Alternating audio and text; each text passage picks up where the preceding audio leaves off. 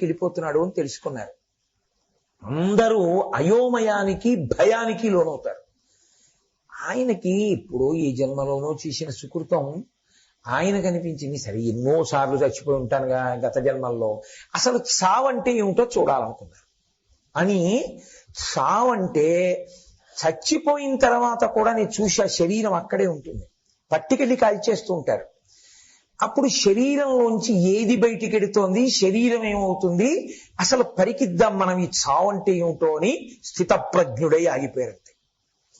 ప్రాణోత్క్రమణమై బయటికి వెళ్ళి శరీరం వంక చూసి వెంటనే ఆయన అనుకున్నారు, ఓహో ఇది నేను కాదు, అసలు పైకెళ్ళి చూస్తున్నదేదో అది నేను, నా చేత చూడబడుతున్న ఇది నిజమైన నేను కాదు, నేను నిజమైన నేను వేరు లోపల ఉన్నా అనుకున్న ఉత్తర క్షణంలో మళ్ళీ లోపలికి వెళ్ళారు.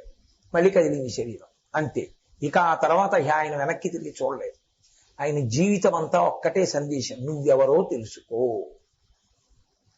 ఇది నేనన్నాళ్ళు దేహమునందు అనురక్తి అభిమానము ఉండిపోయినన్నాళ్ళు అన్ని అల్లర్లు ఇక్కడి నుంచే ప్రారంభమవుతాయి. ఎందుకో తెలుసా అండి,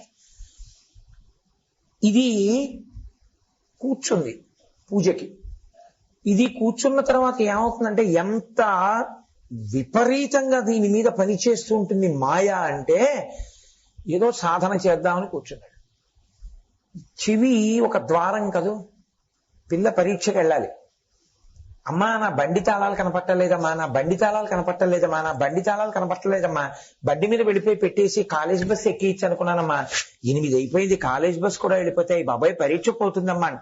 ఇవి వీడి చెవిన పడుతున్నాయి. పిల్ల స్కూటర్ తాళాలు కనపట్టలేదు, తను లేచి స్కూటర్ ఎక్కించుకు తీసుకెళ్లి దింపేయచ్చు. వీడి పూజ నడుస్తుందని మీరు అనుకుంటున్నారా? నడవదు. ఎందుకు నడవదంటే, ఇది నేను, అది నా కూతురు, దాని పరీక్ష, నేను తండ్రిని, కాబట్టి నేను లేచిపోవాలి, నేను తీసుకెళ్ళాలి. విసుగో కసుగో ఓ నమస్కారం పెట్టి గబాల లేచి దిక్కుమాల వాళ్ళు ఎప్పుడు ఆ స్కూటర్ తాళాలు ఎక్కడ పెట్టేస్తాను, నేను దింపేస్తాను రా, పంచి ఇప్పేసి ప్యాంట్ వేసుకుని లోపల వెళ్ళిపోతాడు. అయిపోయిందా? అసలు దీని మీద తాదాత్మ్యత ఉన్నంతసేపు వ్యక్తమా అవ్యక్తమా పక్కన పెట్టవయా, ఏం ఉపాసన చేస్తావన్నాడు కృష్ణుడు. క్లేశోధికతరస్తేషాం అవ్యక్తాం పర్యుపాసతే. అసలు నిర్గుణమైన పరబ్రహ్మమును ఆరాధన చేసేటటువంటి వాడికి దేహాభిమానము మెండుగా ఉన్నప్పుడు మరింత కష్టం. వాడికి సాధనం కూడా లేదు, ఎదురుగుండా ఒక రూపం కూడా లేదు. ఒక రూపాన్ని పట్టుకున్న వాడికి కష్టమే.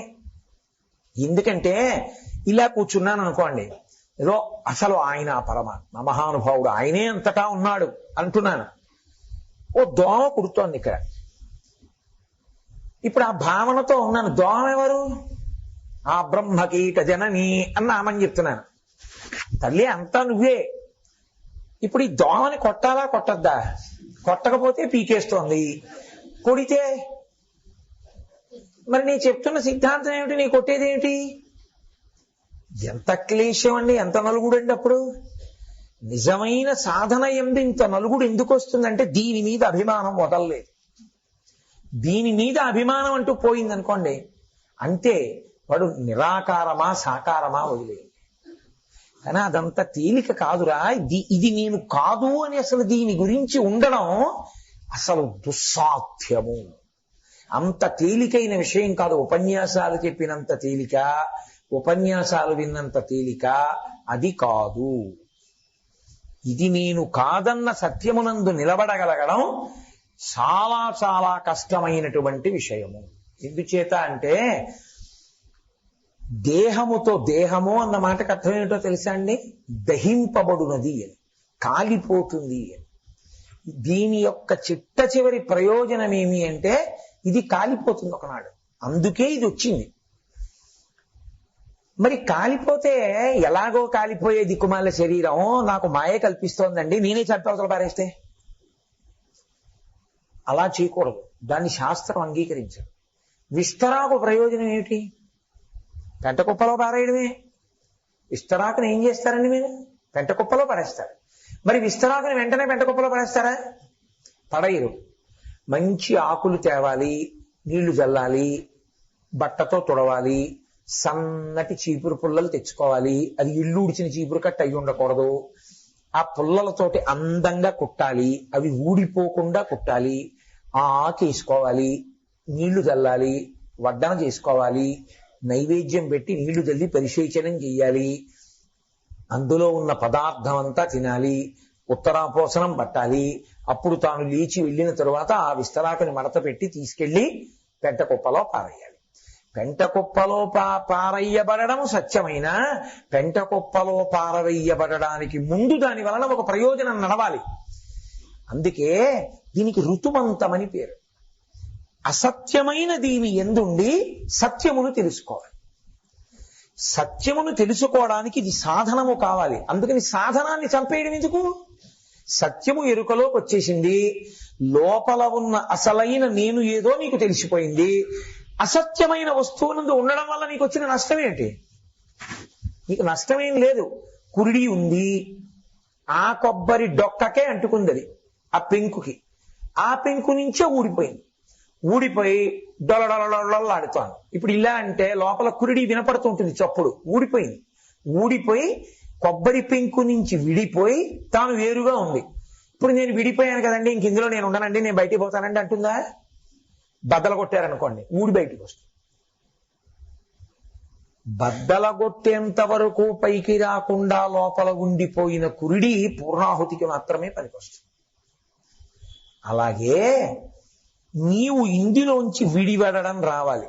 విడివడము అన్న ప్రక్రియకే సాధన అని పేరు. పరిపక్వత అని అక్కడ మాట్లాడతారు. ఈ పరిపక్వత సాధనా క్రమంలో వస్తుంది తప్ప ఏదో ఒక ఉపన్యాసంలో ఇది నేను కాదండి అని తెలుసుకోవడం కాదు. బాగా సాధన చెయ్యాలి, బాగా గురువాక్య శ్రవణం చెయ్యాలి, బాగా శాస్త్రమునంతటినీ పరిశోధన చెయ్యాలి, మనసుని బాగా నిలబెట్టాలి, అభ్యాసము చెయ్యాలి.